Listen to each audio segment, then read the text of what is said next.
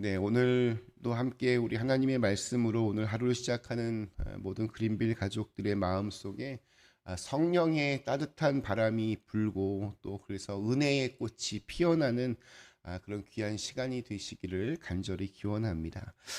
마리아에게 하나님의 은혜를 입었다. 네가 하나님의 은혜를 받았다라고 천사가 그렇게 마리아에게 선포합니다. 그 다음에 이어서 놀라운 예언을 합니다. 31절에서 우리 33절까지의 말씀이 이렇게 증언합니다. 보라, 내가 잉태하여 아들을 낳으리니 그 이름을 예수라 하라. 그가 큰 자가 되고 지극히 높으신 이의 아들이라 일컬어질 것이요 주 하나님께서 그 조상 다윗의 왕위를 그에게 주시리니 영원히 야곱의 집을 왕으로 다스리실 것이며 그 나라가 무궁하리라.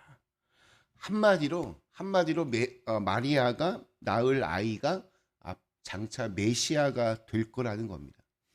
이것은 대단히 영광스럽고 자랑스러워해야 할 예언이지만 사실 마리아의 입장에서는 이건 정말 청천벽력과 같은 말입니다. 왜냐하면 마리아는 아직 결혼한 상태가 아니었기 때문입니다. 처녀에게 이제 곧 임신하게 될 것이다. 이거는 칭찬이 아니라 축복의 말이 아니라 사실은 굉장히 신뢰가 되는 말입니다. 지금 우리가 생각하는 것보다 훨씬 더 위험한 그러한 발언입니다. 당시 사회에서는 결혼하지 않은 상태에서 아이를 낳으면 돌에 맞아 죽을 수도 있었습니다. 그러니 이 천사의 예언은 마리아에게는 너무나도 충격적인 그러한 말이었습니다. 자, 그런데 처녀인 마리아가 아들을 낳게 될 것이다. 이 이야기에 너무 여기에 우리가 빠져 있으면, 너무 몰입하다 보면 우리는 정작 마리아의 진정한 순종과 헌신의 영성을 놓치기가 참 쉽습니다. 마리아가 그러니까 당장의 문제, 그러니까 남자를 알지 못하는 자신에게 아이가 생기는 이 문제에만 아마 마리아가 몰입했더라면 그녀는 순종하기가 참 힘들었을 겁니다. 자신을 통해 이루어 가실 하나님의 계획도 당연히 들리지 않았을 겁니다. 오늘 우리들도 그렇습니다. 내가 지금 가지고 있는, 내가 지금 해결해야 될 내 앞에 있는 문제에만 내가 너무 거기에 빠져 있으면 하나님이 잘 보이지 않습니다. 나를 선하게 인도하시는 하나님의 손길을 우리가 경험할 수 없습니다. 사실 누가복음의 패턴이 이렇습니다. 아이를 그토록 원했던 사가랴 집안에는 이 엘리사에게는 아이가 없었고, 아이는 뭐 아직 생각하지도 않았을 마리아에게는 아이가 생깁니다. 한 집안은 아이가 없어서 고통 가운데 있었고, 마리아는 지금 아이가 생겨서 이제 새로운 고통의 시간이 이제 시작됩니다. 근데 결국에는 그 고통들은 다 열매를 맺습니다. 정반대의 상황에서 주어진 고통이지만 결국 좋은 길로 인도하시는 주님의 역사를 드러내고 있습니다. 천사의 이 예언에 대한 마리아의 반응이 34절에 나옵니다. 나는 남자를 알지 못하니 어찌 이 일이 있으리. 저는 이 마리아의 이러한 반응이 참 놀랍습니다. 만약에 제가 마리아라면 어떤 대답을 할 수 있었겠습니까? 남자를 알지 못하는 나에게 아이가 생길 거라는 말을 들으면 그럴 때 여러분들은 어떤 반응을 하실 것 같습니까? 아마도 말도 안 되는 소리 하지 말라고 그렇게 소리를 질렀을 겁니다. 조금 더 거칠게 얘기하면 아마 이렇게 강력한 항의를 동반한 그런 저항을 했을지도 모릅니다. 왜냐하면 그 말은 내 인생을 송두리째 수렁에 빠뜨리는 일이기 때문입니다. 마리아가 아기를 낳으면 그날로 그녀의 인생은 이제 지옥의 나날들로 펼쳐집니다. 그저 죽으라는 말과 별반 다를 바가 없었습니다.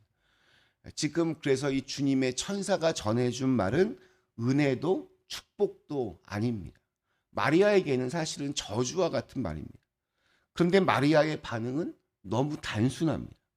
얼핏 보면 뭐 남자를 알지 못하는 나에게 어찌 이런 일이 있을 수 있습니까? 아, 근데 이 말을 좀 곰곰이 생각해 보면 남자를 알지 못한다. 이거는 자기 자신만 그걸 압니다. 아무리 처녀가 변명을 해도 믿어줄 사람은 없습니다. 자기 자신만 그 실체를, 진실을 압니다. 그래서 묻는 겁니다. 그런 내가 진짜 아이를 가질 수 있다고요? 그건 말도 안 되는 상식 밖의 일이 아닙니까? 그런데 이런 일이 어떻게 벌어질 수 있나요? 라고 마리아가 묻고 있는 겁니다. 이게 충격적인 것이 우리 같으면 아마 이럴 겁니다. 근데 그게 왜 하필 나입니까? 나에게 왜 이런 일이 지금 벌어져야 합니까? 요즘 그 한국의 MZ 세대 이런 말 되게 많이 쓰는데 MZ 세대에 풍자하는 어떤 글을 봤습니다.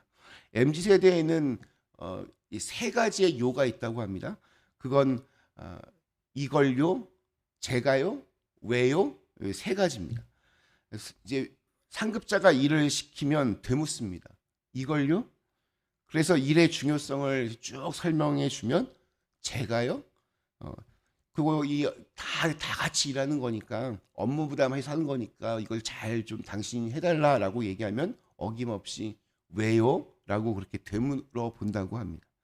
이걸요? 제가요? 왜요? 다 보면 자기 변호와 또 자기 보호를 자기를 생각의 중심에 두고 있는 것만은 확실합니다. 근데 마리아의 대답 참 이거와는 대비가 됩니다. 그녀가 묻는 것은 지금 자신의 처지에 대한 것이 아닙니다. 지금 그녀가 묻는 것은 하나님이 하시는 일에 대한 것을 묻고 있는 겁니다. 그러니까 자신의 처지나 상황에 대한 걱정보다 하나님의 전능하심에 대해서 지금 질문하고 있습니다. 이렇게 생각하는 이유는 우리 그 다음 이어지는 천사의 대답에서 알 수 있습니다. 우리 37절에 보시면 천사가 이렇게 얘기합니다. 대저 하나님의 모든 말씀은 능하지 못하심이 없느니라. 우리 표준세 번역에서는 하나님께서는 불가능한 일이 없다라는 문장으로 번역하고 있습니다. 마리아에게는 정말 놀라운 일입니다. 무섭고 두렵고 또 떨리는 무슨 말로도 표현하기 어려운 사건입니다. 그에 대해 누구보다 잘 아는 주님의 천사가 마리아의 마음을 진정시킵니다. 그런데 정말 이 사안의 심각성과는 달리 굉장히 천사도 간단 명료하게 얘기합니다. 그의 해결책은 단 한 가지였습니다. 우리 35절 말씀 천사가 대답하여 이르되 성령이 내게 임하시고 지극히 높으신 이의 능력이 너를 덮으시리니 이러므로 나실 바 거룩한 이는 하나님의 아들이라 일컬어지리라. 성령이 임하시면 성령이 임하시고 주님의 능력이 마리아를 덮으실 것이다. 이 말씀 꼭 부활하신 예수님께서 제자들에게 하신 말씀 떠올리게 합니다. 사도행전 1장 8절에 오직 성령이 너희에게 임하시면 너희가 권능을 받고 예루살렘과 온 유다와 사마리아와 땅끝까지 이르러 내 증인이 되리라 하시니라. 여기서 주님께서 보면 문제를 푸시는 방법, 그 해결책이 무엇인지를 우리에게 보여줍니다. 우리는 보통 어떤 어려움이 막 몰려올 때 그 어려움을 막아달라고 요청합니다. 힘든 일이 좀 없게 해달라고 기도합니다. 아픔이 없기를 바라고 슬픔이 빨리 지나가기를 기도합니다. 그러나 하나님의 방법은 우리에게 다가오는 어려움이나 고난이 아닙니다. 그분은 어떤 고난이 우리에게 몰려와도 그 고난을 이기고도 남을 힘을 주시는 것이 그분의 방법임을 우리가 알기를 원하십니다. 성령이 임하시고 주님의 능력이 우리를 덮으시면 그것이 어떠한 문제이든 돌파할 수 있음을 우리에게 알려주십니다. 아무리 산이 높아도 그것을 넘어가고자 하는 자에게는 이거는 정말 지긋지긋한 고난이 아니라 어떻게 보면 흥분되는 도전일 수 있습니다. 아무리 메마른 사막일지라도 아무리 깊은 강물이 내 앞을 가로막아도 거기를 정면 돌파해서 가고자 하는 자를 막지 못합니다. 내게 능력 주시는 자 안에서 우리는 무엇이든 할 수 있는 존재들이기 때문입니다.